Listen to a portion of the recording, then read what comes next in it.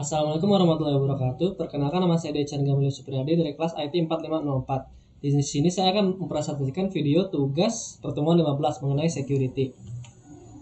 Mengenai timeline-nya, pertama saya akan membahas mengenai security, lalu dilanjut dengan threat, lalu autentikasi, lalu hash, lalu kriptografi dasar, dan terakhir access control. Langsung saja pertama mengenai security. Pertama-tama mengenai konsep dari security. Keamanan sistem operasi ini mengacu pada tindakan dan praktik yang diterapkan untuk memastikan sistem operasi sistem informasi yang aman dan andal. Ini melibatkan perlindungan integritas, ketersediaan, dan kerahasiaan sumber daya sistem, data, dan layanan. Lanjutnya ke key aspect of security atau aspek-aspek penting dalam security. Yang pertama adalah authentication and authorization atau mekanisme autentikasi yang kuat seperti kata sandi, biometrik, atau autentikasi multifaktor yang memverifikasi identitas pengguna sebelum memberikan akses ke sistem. Lanjutnya ke secure configuration, mengkonfigurasi komponen sistem dengan benar termasuk sistem operasi, aplikasi, dan perangkat jaringan yang sangat penting untuk keamanan. Selanjutnya malware protection, menyebarkan dan memelihara solusi antivirus dan anti malware terbaru membantu melindungi sistem dari perangkat lunak yang berbahaya. Selanjutnya mengenai network security, yang network security termasuk menerapkan firewall, sistem deteksi dan pencegahan intrusi, dan konfigurasi jaringan yang aman yang membantu melindungi sistem dari akses yang tidak sah. Dan yang terakhir mengenai security awareness dan training. Aspek pentingnya yaitu mendidik pengguna dan administrator sistem tentang praktik, kebijakan, dan prosedur keamanan terbaik yang sangatlah penting. Pelatihan kesadaran ini membantu meningkatkan kesadaran akan potensi ancaman, teknik rekayasa sosial, dan pentingnya mengikuti protokol keamanan. Lalu yang kedua mengenai threat. Pertama-tama mengenai konsep dari threat. Konsep of threat atau ancaman adalah mengacu pada potensi risiko dan kerentanan yang dapat berdampak pada fungsi normal dan keamanan sistem operasi. Ancaman ini dapat muncul dari berbagai sumber dan dapat menimbulkan konsekuensi yang parah jika tidak ditangani. Lalu beberapa contoh ancaman yang umum dalam sistem operasi. Yang pertama mengenai malware. Malware atau pelanggar lunak berbahaya ini seperti virus, worm, trojan, ransomware, dan spyware yang menimbulkan ancaman signifikan terhadap sistem operasi. Dan yang kedua mengenai denial of service attacks atau DOS. Ancaman DOS ini bertujuan untuk membanjiri sumber daya sistem seperti bandwidth jaringan, kekuatan pemrosesan, atau memori yang menjadikannya tidak dapat diakses oleh pengguna yang sah. Selanjutnya yang ketiga, contoh ancaman mengenai unauthorized access atau akses yang tidak sah yang terjadi ketika individu mendapatkan akses tidak sah ke dalam sistem atau mendapatkan hak yang di luar hak mereka. Yang keempat mengenai data breach atau pelanggaran data yang melibatkan akses, akuisisi, atau pengungkapan data yang sensitif yang tidak sah. Ini dapat terjadi karena kerentanan dalam sistem operasi atau autentikasi yang lemah. Dan yang terakhir, salah satu ancaman umumnya adalah lack of security awareness and training. Kesalahan manusia dan kurangnya kesadaran keamanan di antara pengguna dan administrator sistem yang dapat berkontribusi terhadap ancaman sistem operasi ini. Dan yang ketiga mengenai autentikasi. Pertama-tama mengenai konsep dari autentikasi. Autentikasi dari sistem operasi ini mengacu pada proses verifikasi identitas pengguna atau entitas yang mencoba mengakses atau berinteraksi dengan komputer. Ini adalah komponen penting dari keamanan sistem, memastikan bahwa hanya individu atau entitas yang berwenang yang diberikan akses ke sumber daya sistem. Lalu lanjut ke key aspect of authentication atau aspek penting dari autentikasi. Yang pertama adalah user authentication atau autentikasi pengguna ini merupakan proses memverifikasi identitas pengguna individu yang mencoba mengakses ke sistem. Ini biasanya melibatkan penggunaan kredensial. Lalu yang kedua mengenai password policies atau menerapkan kebijakan kata sandi yang kuat seperti mewajibkan penggunaan kata sandi yang rumit, kadaluarsa kata sandi secara teratur, dan mencegah penggunaan ulang kata sandi.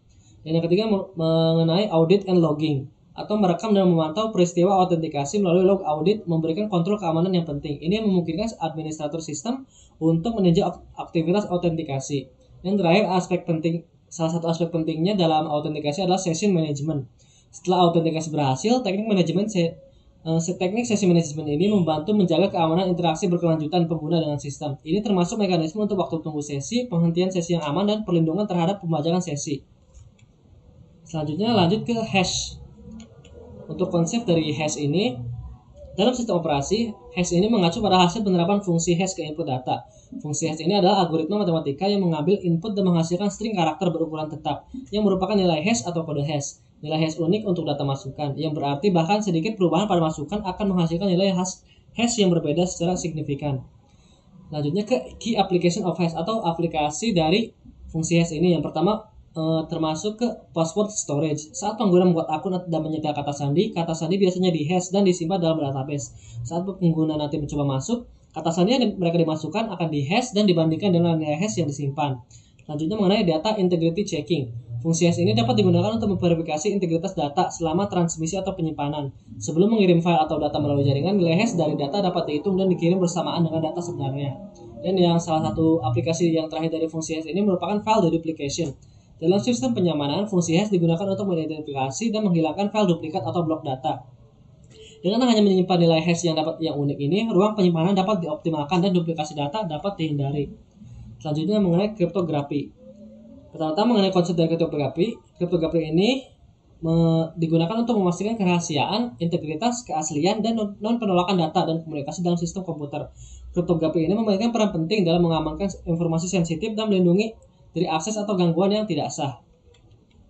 Selanjutnya mengenai key aspek of kriptografi atau aspek penting dari kriptografi. Yang pertama merupakan encryption.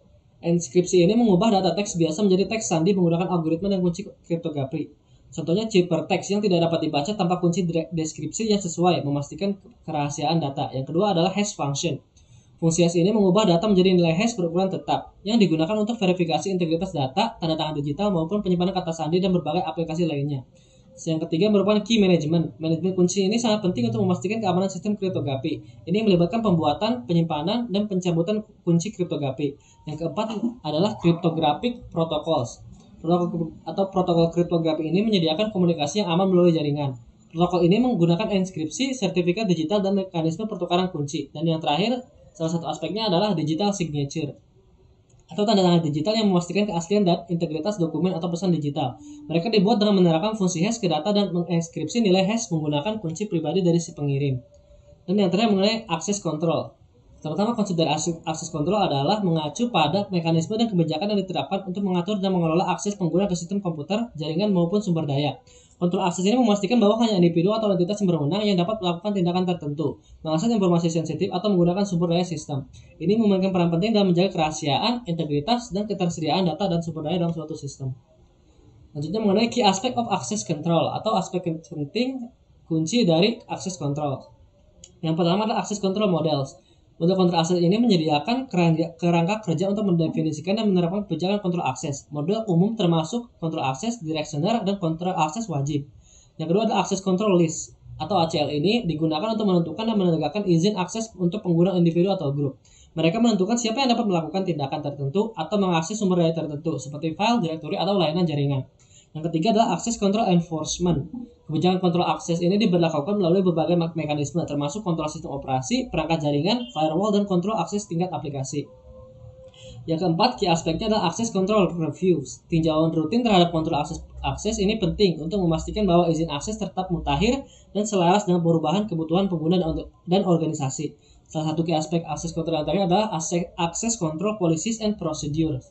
Atau kontrol akses ini harus didukung oleh kebijakan dan prosedur yang terdefinisi dengan baik yang menggunakan aturan, tanggung jawab, dan proses untuk mengelola akses. Ya, selanjutnya untuk referensi, berbagai referensi yang didapat, salah satunya yang ketiga ini yang saya masukkan. Yang pertama, dari Operating System Security A Review oleh Robert Cunningham dan Anusha Damodaran yang dipublikasikan di International Journal of Engineering Research dan Technology tahun 2017.